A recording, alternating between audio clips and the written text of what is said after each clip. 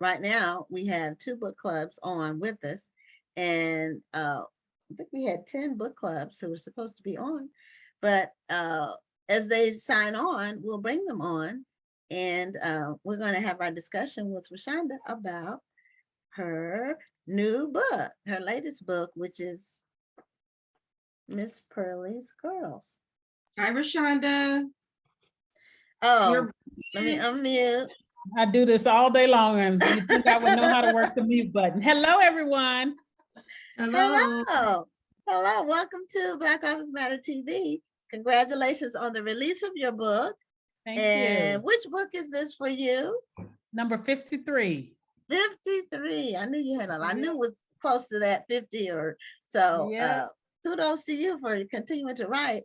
And I think I've known you since book 1, maybe. Book number 1, been okay, there supporting. I knew it was. I knew it was you and Victoria. I've known both of you all since your book number 1. So, and you all have really made a mark in the literary world. You all have set an example for other people to push the envelope and not just be satisfied with whatever exists right now, you know, challenging the industry, doing your own thing with publishing. So you all have, and with movies, you all are doing movies, you're doing all kinds. Yes, ma'am.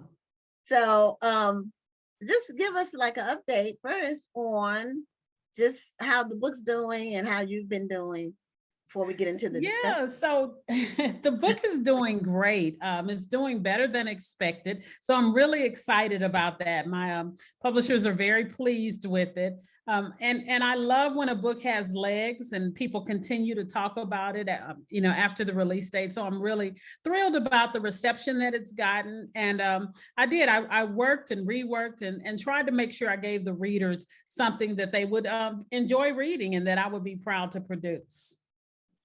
Okay, and you have your books are always noted for lots of drama, and you didn't disappoint with this book.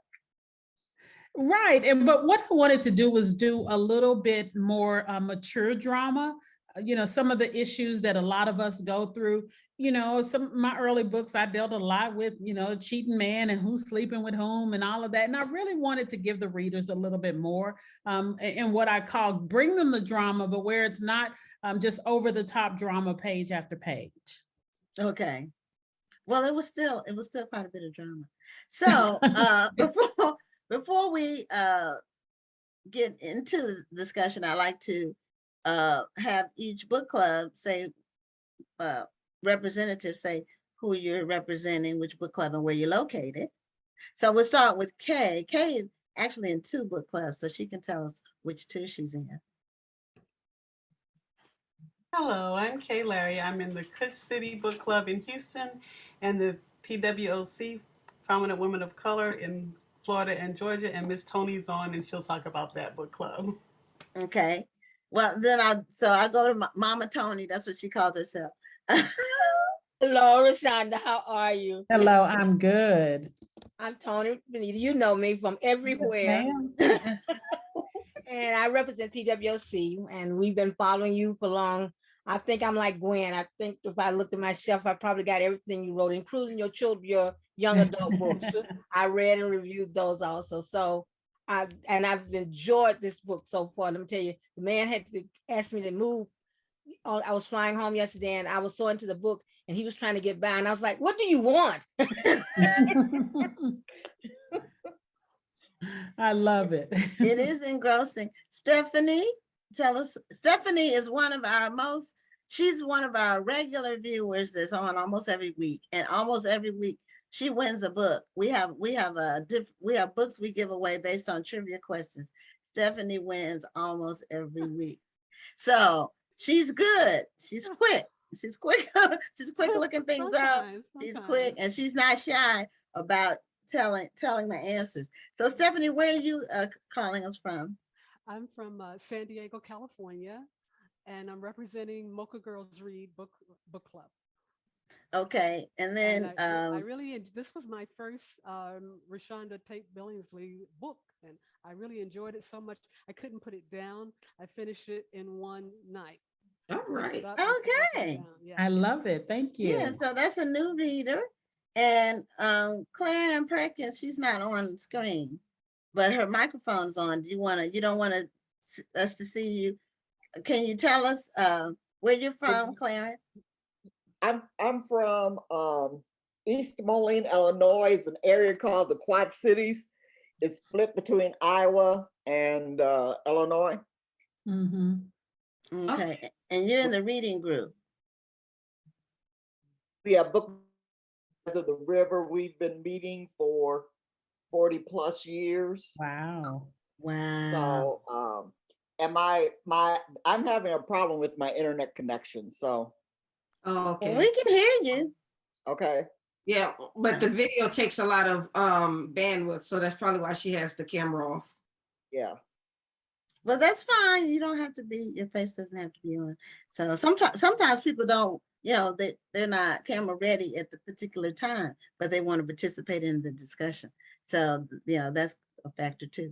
So in terms of the book itself, Miss Pearly's Girls, I guess someone who has read the book, tell us about, just give us an overview I read it, but I don't want to be the one to tell it. So one of the other readers, just give us an overview of who the characters are and about the book from what you're reading.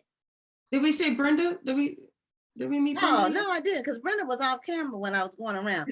I'm sorry, I apologize, Brenda. Brenda's Turn your mic on. turn your mic on. Brenda is a book club member and a very, very old friend. So Hi, old in terms of years, not old in terms of years of the friendship, not her years.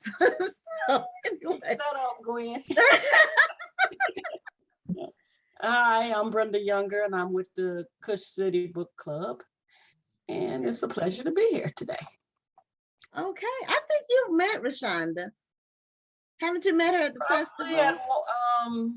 I think it was about three years ago at that Mhm. Yeah, festival, and she and and Valerie. Victoria were there together. Yeah. Yeah, and they're gonna be this year. They're gonna be at the festival this year together.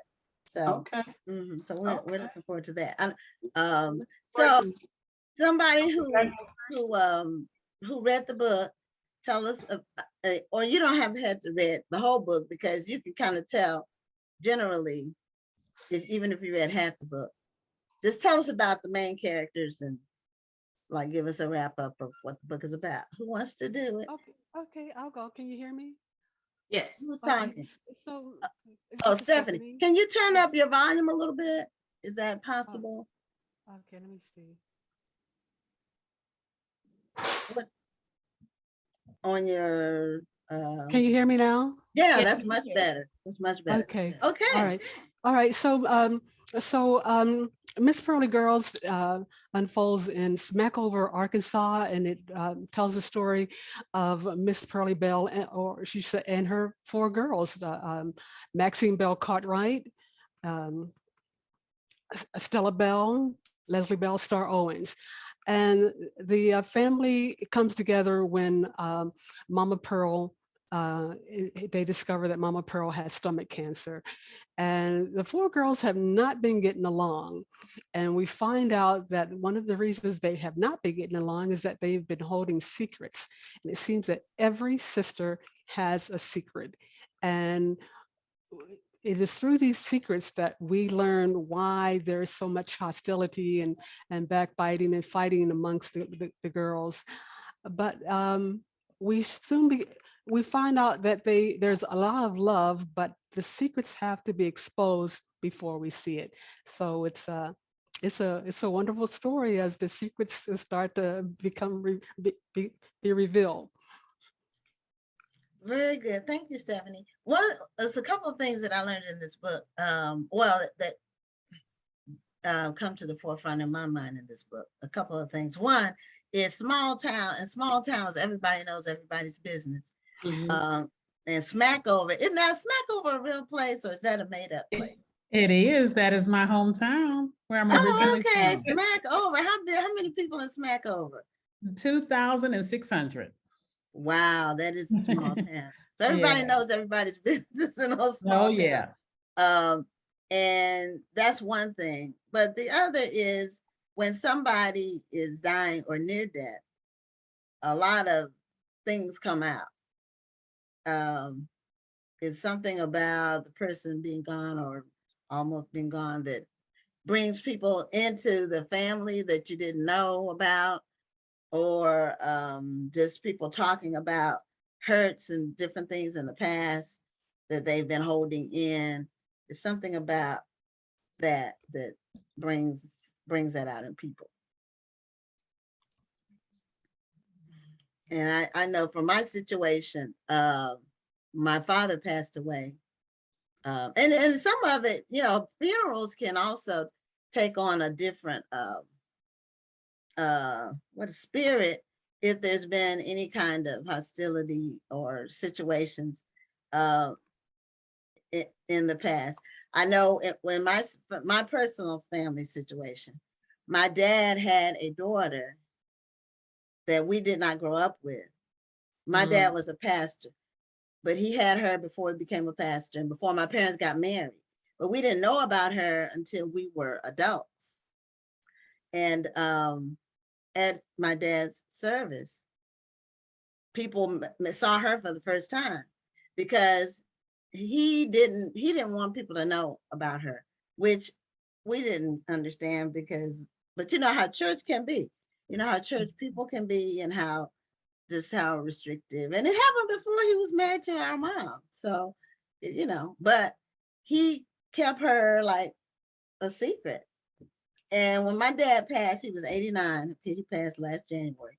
Our sister, that's an adult, you know, that we didn't grow up with, she's older. She's 70, I think, or 69. So, you know, it would have been good if people had gotten a chance to meet her while he was alive. But a lot of people, she was at the service, and you know, when you line up to go in, normally it's by age. So she was the first, she and her husband were the first in line to line up to go in. So just things come out at funerals that, you know, or when someone's dying or whenever, that things come out.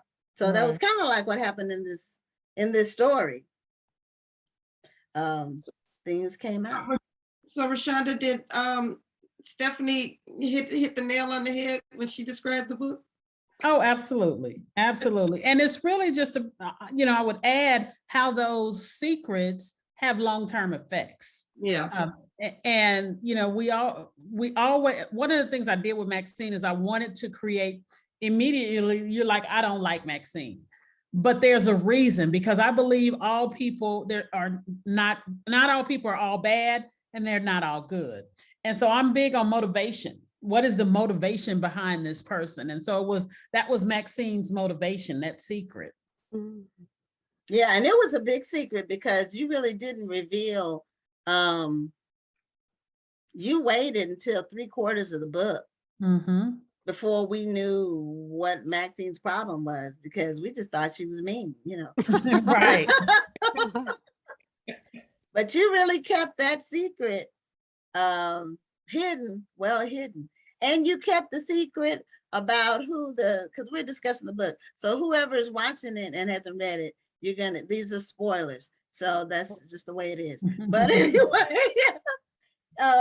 you kept the reader guessing about who the father was of Maxine's baby. I thought it was the dad at first, which would have been horrible. But I actually know some people that did happen with their actual biological father, which is a horrible thing to go through. But you kept that a secret too. And I like the way you brought in the sister, Pearly's sister, toward the end. And she really showed herself out. She did, but you know that it's common that people would take the side of their husband over a child in the family. I've seen that all too often. Yeah, I've seen that too. We had one young lady. This was years ago, ReShonda. It was about around the time when you first started writing because she came to the bookstore. She had a book about being raped by her stepfather. Mhm. And the book was her way of telling her mother. Her mother didn't know Yeah. that this had happened. And then her mother went on tour with her with the book. That was like their way of healing. So we Oh, met her wow. mother too. And that was deep. I mean, it was, so yeah, these things happen. It's horrible. It's horrible for that to happen to anybody, but it's real, and it happens to people. But Mhm. I really hate that if the wife is looking the other way, and in this young lady's case, her mother really didn't know, and the daughter didn't tell till she wrote this book at like 30 years old. Mhm.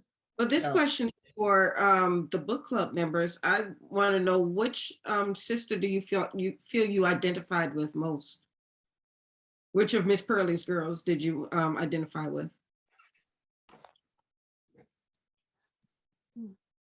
I kind of identified a little bit with each of them as the oldest of and was the one who had to babysit, who had to, you couldn't do things because my parents wanted to do something, and they weren't that mean like Miss Pearly, but if they want to do something, they would say, okay, you can't go because we have to do this.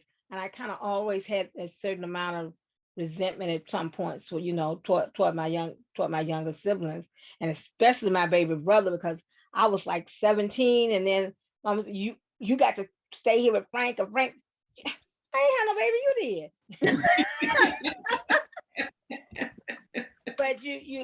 But but then by the other side of that was there was so much love, it didn't turn into the way these girls turn out. We fortunately we still love each other to this day. Yes. yeah, I get somebody else go because I've been talking too much.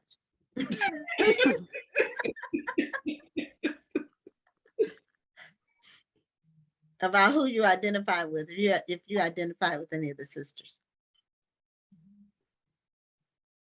Nobody's gonna say anything.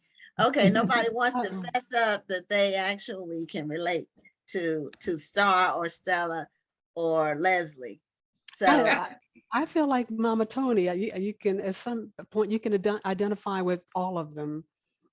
in a certain, Because in certain they all had aspects of it. they all had, they were all very human once their traits were exposed. And I just felt like, if I put myself in their places, what would I do? And, would it be any different? And, I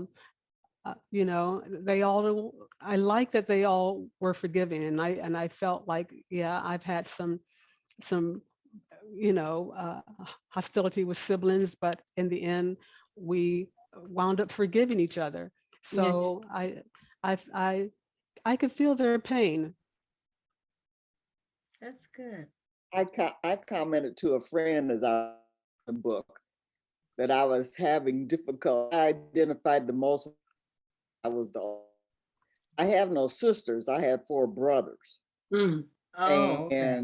And so I had to, I did have to kind of babysit because I was the oldest.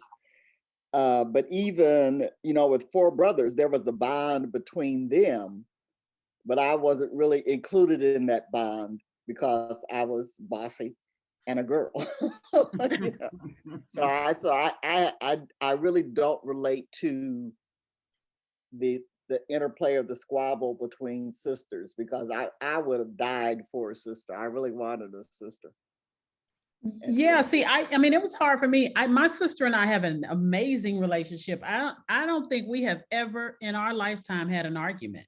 So it was difficult for me to relate to the sisters at all. But I do interview people, and I do, do a lot of homework, and I've seen stuff in my own family.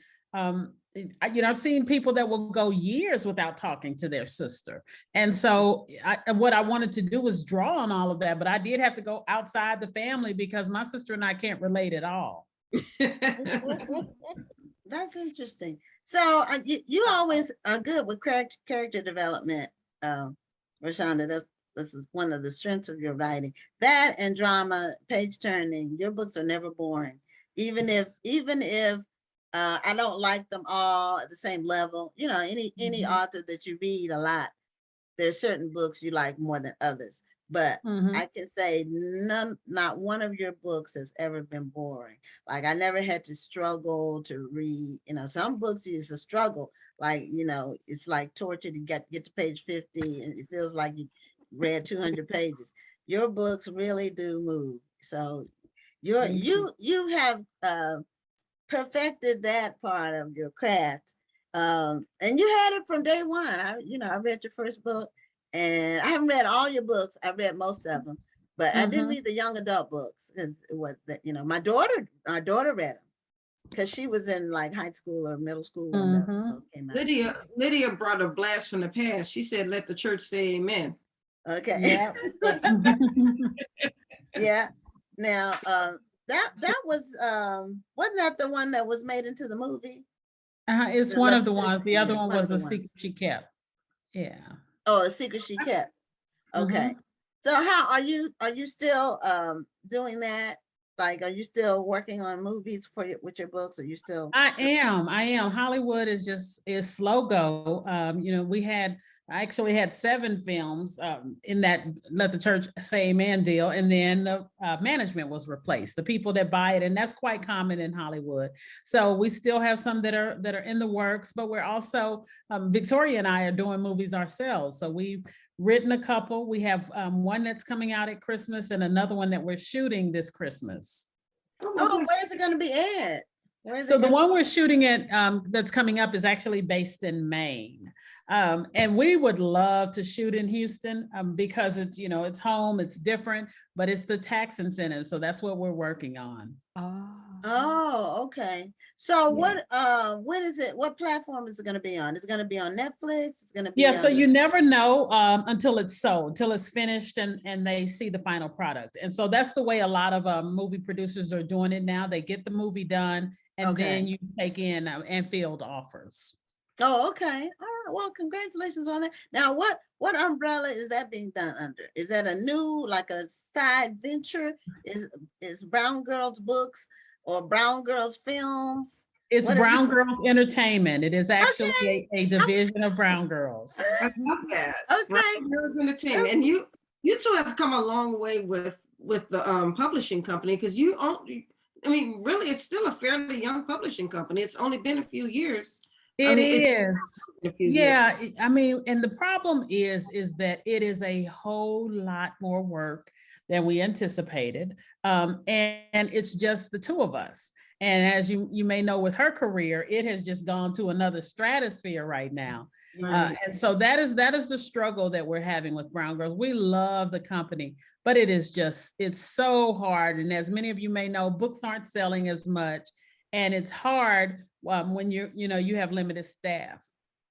As Gwen can probably tell you, running a bookstore and doing all of that. Yeah, I my life is in another phase now where I bring in help. I bring in contractual help. So I don't want to. I tell people I will never, ever, ever, never, never, ever, ever hire anybody again. The employees, all of that, and it was fine while it lasted, and I did that for 20 years. Not just with Kush City, but before I had Kush City, we had employees at one of our other companies. I had my own business before I met my husband, so we met each other in separate businesses. Then we got together, and then we created another business. So I've been hiring people for a long time, 25 years. I did it for. I will never ever do it again. But I work with some exceptional people. I just hired them for the things that I need, and then I don't. And if I don't need them, I don't have to make a payroll. I don't have to cover the expense. So, but I give you all kudos for just stepping out and being creative and not being fearful. Some people are risk averse. They're scared to do something different and new. That's not you two. So you all are always out there doing things.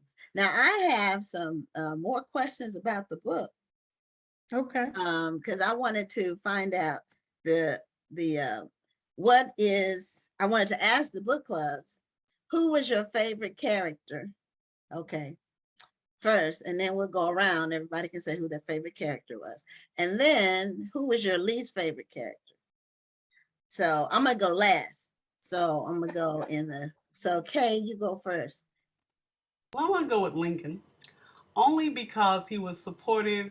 He was kind of like not a main character, but his role was important, and I like how he was true to the end. So Lincoln was my favorite character of just the characters in general. I didn't Okay. have a favorite sister. Okay. Okay. Well, who was your least favorite character that was in the book? Probably everybody might have had the same least favorite. So, but I'll let everybody say who theirs was. Well, I'm gonna go with the aunt. It was a toss between the aunt and her husband. So I didn't Paula. have a least favorite sister because I could understand where all of them were coming from. So even Maxine, I felt like even at the beginning that there was a reason why she was so mean. And like some of you have said, because she also had to keep the children, she couldn't go where she needed to go. And I kind of figured before it was told that the last child was going to be hers, mainly because she looked different and she treated her vastly different. So because I kind of understood where all the sisters were coming from, I didn't have a least favorite sister. I just kind of waited for the whole stories to be told. So my least favorite characters were the villains, in my opinion. Yeah, they were dastardly. Stephanie, what about you? My favorite character is funny because she didn't start out being my favorite character, but I think I started liking her towards the end was Cheyenne, Star's daughter. And I liked her because she seemed to, although she was precocious or, as some folks would say, too grown, but I like that she first off she was accepting of Leslie before anyone else was, and she was like she kept giving teaching moments to the adults, and I said, "Oh, I love her." So she was my first one. My favorite throughout. Towards as we went to the end, I said, I'm starting to really like this girl, and I think that the author probably could do a whole book on her alone, her and her hair color and the whole bit.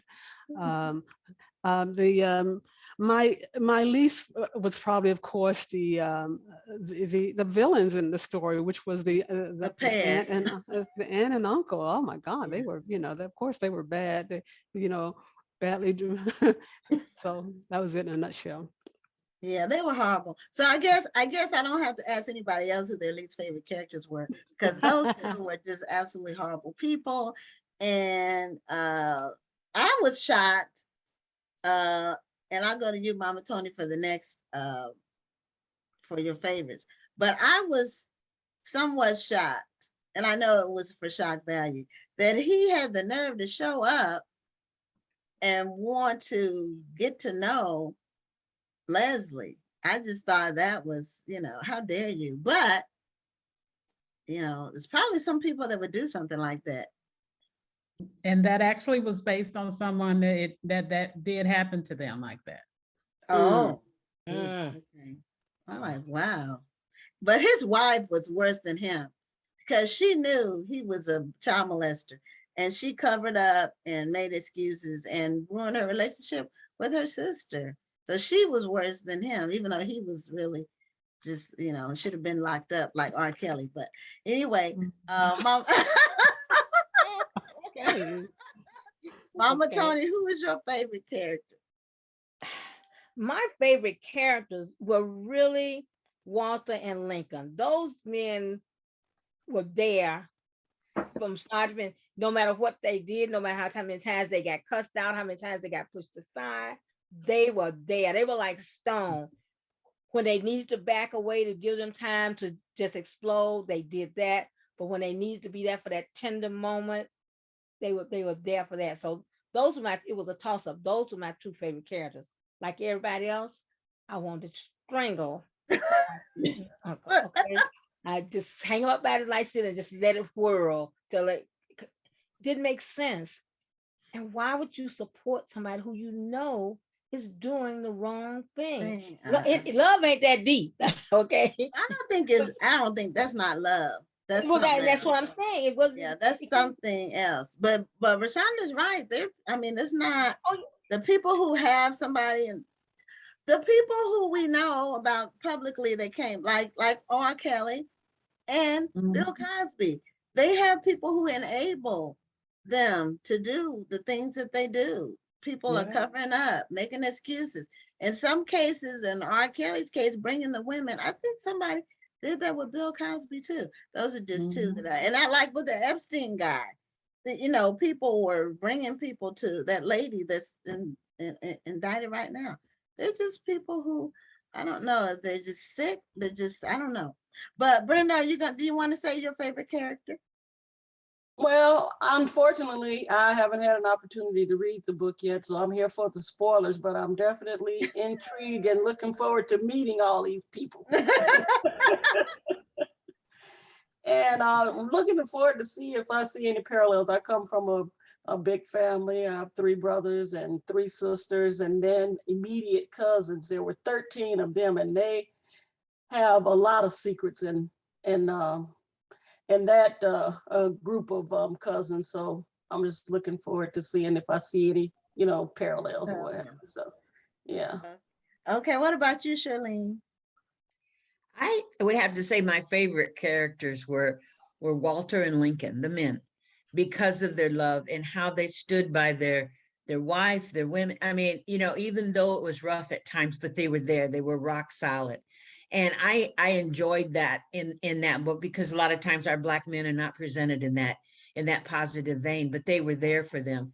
But I have to tell you, ladies, I'm an only child. And so being an only child, you envy and you're jealous of people that have siblings. And I could not understand, why these women, couldn't be together. I'm like, you have a jewel, you have a sister, a sibling. But I was mad at Maxine most of the book, okay? And the reason being was because how and what did you do I understand being mean, okay, and not wanting to be bothered, with her sisters, but you caused that young child to feel like you hated her. You know what I'm saying? Yeah. That not that you were just mean, but that you hated her. And I thought you had to do some terrible things. Your actions had to convey something, really deep in order for her to think that you hated her. So I was mad at Maxine most of the book. I lightened up when you find out the secret, why. but I still was like, girlfriend, you could have lightened up on it. You know what I'm saying? I mean, like, wow. And so, yeah, I had a problem with Maxine, but I enjoyed the men. I enjoyed the book, but I think it was so indicative of our culture. I mean, sorry to say, and this is my culture and this is what I know, but how often do we know about families that had families on the other side of town, or boys fighting out when they entered the army that's not your daddy, this you have your mother's maiden name because of what. And I knew a lot of friends, a lot of guys that it crippled them, it crippled them not knowing these kind of things and the surprises. And this is not my sister, this is your mother. It's sad to say, but it's in our culture. I ended up, when my father died, he had a son and a daughter, and I'm the only child. Why didn't you give us the opportunity to meet or to know, what I'm saying, regardless of the illegitimacy of it, of not, being able to have a relationship. So it was something that was common, but it was, as the author, ReShonda, as you indicated, it's so hurtful. The damage that it does with secrets is it's something else. So, but I wanted to add that, ladies. Okay. Well, as someone who was one of 4 siblings, two girls and 2 boys, I'm second. My sister's the oldest. We are completely opposite people, and we really didn't get along, and we still struggle sometimes. It's gotten better over the years. I think after my mom passed, because some of it is like you're vying for your parents' attention, but then when they're not there, it's like it's the even, you know, as an adult. But we are just completely, our personalities are like opposite. Hmm. And if we weren't sisters, we wouldn't be friends because we're just two totally different people. We just, Mhm. you know, my Mhm. personality is completely different from hers. And but we've over the years we've learned, you know, to we come together. We've always had a good family gatherings. My daughter went to visit them for a month every summer, and she ended up going to school in North Carolina because my sister's in North Carolina. I'm in Houston. She ended up going to North Carolina Central because she visited my sister every summer for a month, and then my brother-in-law took her to visit the school, and so she spent 5 years in North Carolina because of that. So, and my sister, she would drop if something was wrong with my daughter, she would drop everything, you know. So Mm. we have a great relationship like that. Her daughters came for the summer. They're older than my daughter. They would come here for a month.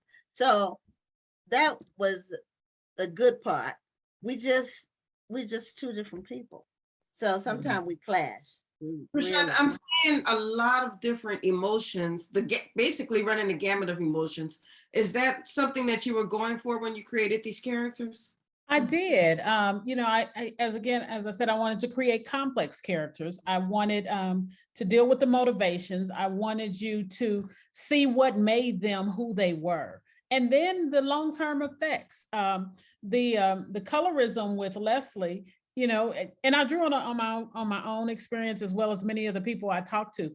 The colorism with Leslie came from one of my nieces who I talked to her. I was just a random conversation. And I said, "You're so pretty." And she said, "I'm not pretty, I'm Black."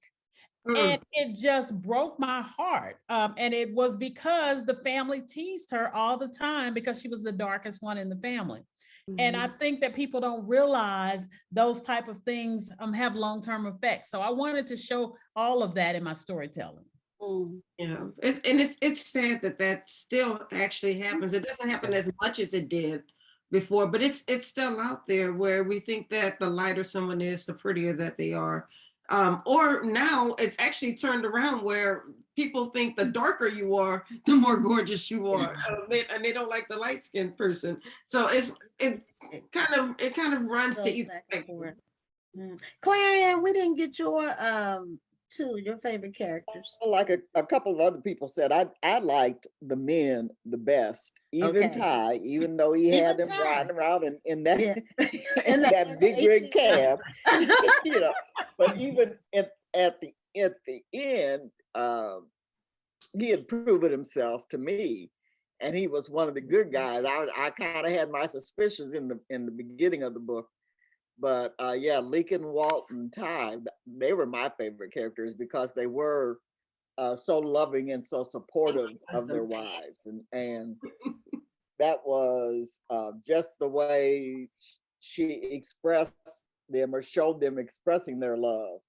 I thought, you know, most guys that you run into, or a lot of the guys that you run into, don't, to me, don't have that understanding. You know, they don't know when to back off and just let you be.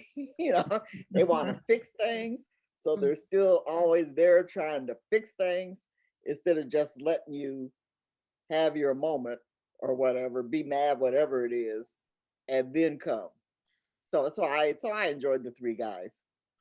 Yeah, Ty did kind of give you pause because Mhm. you didn't know if he was a hustler in a negative way or just one of those, you know, trifling people. But he just did things differently. Uh, you know, Star probably didn't help. You know, her. Yeah, yeah, she was a bit much. She was. Yeah. She was a bit Yeah. much. Uh, But with what Stella did to her, I would have been really, really ticked off. But I guess it had been so many years past, so many years had passed. But that just wasn't nice what Stella did. So anyway, but you created some very compelling characters. And I wrote something down. This was a quote from Leslie. But it's a quote for authors. You wrote something in the book, this special a statement, especially for authors. And as an author, that's why it touched me. And it's even, she said, even though I write fiction, because Leslie was an author, she said, I know facts. And I really like that. So, Mhm. so I like any, that line too. That's a good line. yeah, even though I write fiction, I know facts. So I Can really we like that. can we ask ReShonda a question? Yeah. Absolutely. Oh, okay. Would you have any advice? I am a budding author. Just finished a murder mystery, and I'm shopping it to agents. Mhm. And do you have any? So I'm brand new. What advice would you have for a brand new author who's Yes. trying to get their foot in the door? It's just about building a buzz right now. Getting people talking about your book. That's what will make the agents take interest. That's what will make the publishers take interest. And so, I highly suggest independent publishing simply because, you can be waiting forever on a mainstream publisher to publish your book. And so get it out in front of the people and get people talking about it. Absolutely. Absolutely. Yeah, and a lot of times too, and I tell authors this, their publishers are not looking to take a risk. They're looking for something that has legs, that pretty much is a guaranteed sale. And so if you self-publish and you show that you are selling books, that's your end, because they're looking for people who have a platform. Now with social media, people are looking at social media numbers because everything's public. They're looking at that, and they're looking at the sales that you were able to generate. And a lot of times they'll take that same book and republish it once you're under their umbrella. They'll do that. But I'm with ReShonda on that. Waiting for somebody to validate you. You could be waiting forever. And so I self-published all 13 of my books. I don't know. I've never tried to go with a bigger publisher, but I don't knock it. It's whatever you want. And that's the beauty now. You can do whatever you want. If you want to do it yourself, you can do it, and you can have high quality product now, whereas in the past that maybe not be available to you. Or you can find a publisher. There's some new publishers. I know Entice is starting a publishing company. And she's going to be looking for submissions. That might be an avenue, and she's with Kensington. Her imprint that she has is called Black Odyssey Media. I just communicated with her yesterday. It's with Kensington, and she's launching early next year, but they're looking for books. So it's blackodyssey.net. And Entice. What is it called again? blackodyssey.net is the website. And there's a link for submissions because I went on there yesterday when she told me about it. So it's fresh in my mind. So yeah, pursue some, and I know she's looking for mysteries. So that was one of the genres that they were looking for. Since we're talking about writing, Stephanie brought up, she touched on something. She said she would like to see some of these characters with their own stories. Is that something that you're looking at doing in the future? Maybe taking some of these characters and branching off to other books? Yeah, no, that's not on the agenda. I'm actually shifting for a little bit. I'm working on a historical fiction novel. Really? I am. I'm really excited about it. I've been working on it for a while. And it is on Hattie McDaniel. It is the Hattie McDaniel, it's called The Queen of Sugar Hill. And a lot of people, people know her from winning the Oscar, but there is a big history behind her that a lot of people don't know about. So I've been living, breathing Hattie McDaniel for the last 2 years. So I'm really excited about that one. So this is going to be a biography, or is it going to be a fiction story based on her? It's a fiction story based on her. So it's called historical fiction. So like The Personal Librarian, but just about Hattie McDaniel. In terms of, it's about a real person, but you have to fictionalize it for literary purposes. So, so what, do you already have that slated to come out, or is you still working on it?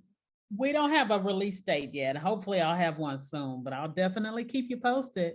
Okay. Okay, yeah, that was something. I love historical fiction is my favorite, my all-time favorite genre. So Mhm. so I'm excited. Okay, so now I think we're done with our discussion. And so now we're at the part of the kickback where we give away our 3 autographed copies of Miss Pearly's Girls. And we do this with questions that are questions that only people who read the book will be able to answer. These are trivia that you can't Google because you have to know the storyline. So you ready? Y'all ready? And Rhonda, you watch the chat and the watch everything to see who answers first. So the first one is, which sister? Oh, and if you know the answer, if you're on screen, you still need to do it in the chat. Don't just shout it out. So yeah, if you're on screen, so the people who are watching, you all can win too, and you all do it in the comments. All right, first question, which sister had a neighbor named Mrs. Miriam?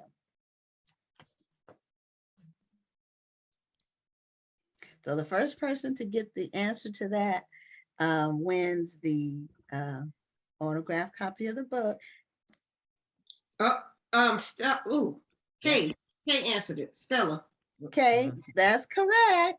So okay, you get being all fast. Okay, you get the first one. Okay, the next one. Here's the next question. Now this one, everybody should know, but because we've discussed it, but I had already pre-written the questions. So which sister had a husband named Walter? But you have to type it. You can't say it. Okay, Stephanie got it first. So I think Stephanie was on the chat. He got it. Who? Stephanie? Yes, Maxine. Yes, Maxine. It was Maxine. Yeah. Okay. Yeah, it was Maxine that had the husband named Walter. Mama Tony said Leslie had a wife named Nona. So that wasn't the answer. Okay, here's the last one. This one's more difficult and nobody may get it because it's somewhat obscure, but we'll see. You all can answer it even after the show's over. Whoever, if you have to go look in your book, because this one's a little bit obscure. Okay, what was the name of Star and Stellar's 4th grade teacher? Wow. So we'll probably have to wait till after the show and y'all can go back and look at your books and reference it and figure it out from that. Because it's not, I think she's only mentioned once, but there is a narrative about her. So I won't give an answer. Because I wanted to make sure people had to read. These autographed copies are a prize. And I want to make sure people have read the book to get the autographed book. Well, we're at the end of our kickback and we want to thank all the book clubs for participating. And thank you, of course, to ReShonda for being willing to spend her time with us this evening and discuss her book. And we're so excited that your career is continuing to grow by leaps and bounds and you just continuing to write and do all kinds of stuff. So congratulations. And she's a newlywed on top of that. I don't know if you all got to see her wedding pictures. But congratulations. If you haven't, you can go on her page if she still posted them. You can go and look. Yes. Yes. She had some of her fellow author sisters in her wedding, which was really nice. So congratulations. And you look like you had a really nice honeymoon. You went to an exotic. I did. Where'd you go, to the Bahamas or it was somewhere like that? Puerto Rico. Puerto Rico, okay. Okay, well, wonderful. All okay, right. well, that's the end. Our next book club kickback will be with Mary Monroe with her new book.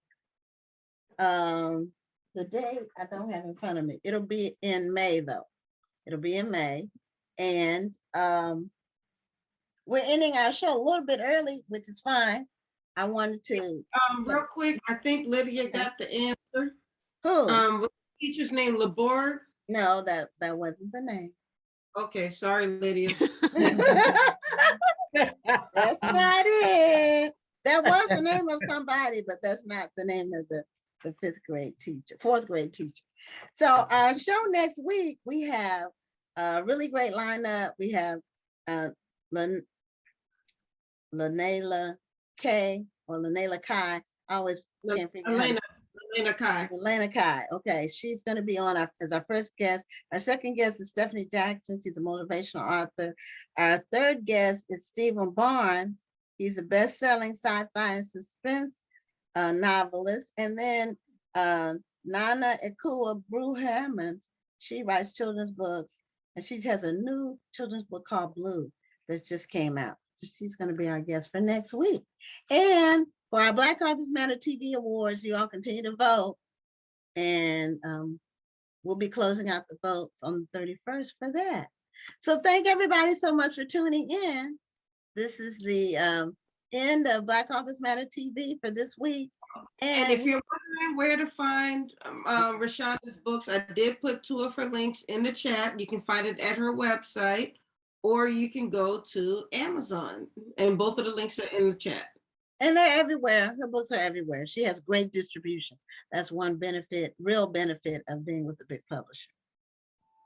ReShonda, your mic is off. Were you talking to us?